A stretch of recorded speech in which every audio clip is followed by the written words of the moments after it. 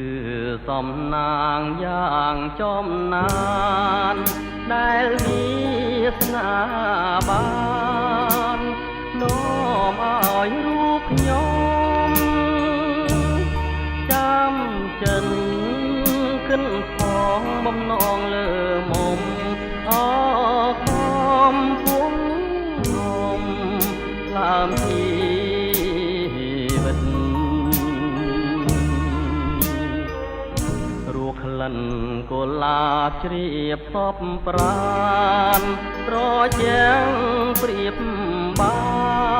ននឹងទឹកអមរិតកែវអើយសូមស្មួននួននាងអាណិតស្រោចស្រង់ជីវិតដោយប្រណីរៀមសូមសច្ចាចំពោះមុខ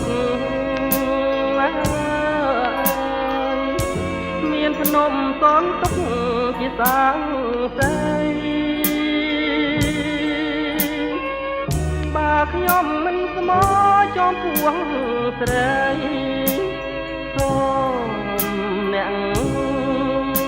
ប្រឡាយខ្ញុំចោលទៅកំពុងធំជំរុំចិត្តសូមផ្ញើជីវិតរឿងពិតនឹងទៅសូមស្ទឹងព្រៃប្រងជួយចែជើងរូបទៅឲ្យខ្ញុំជាគូ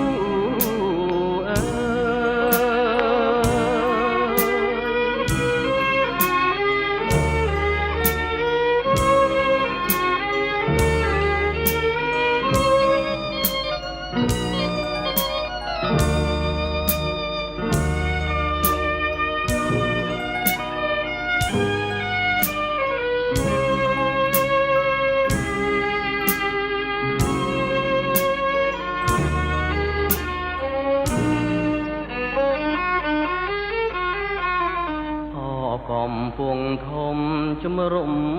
ចិត្តសូមផ្ញើជីវិត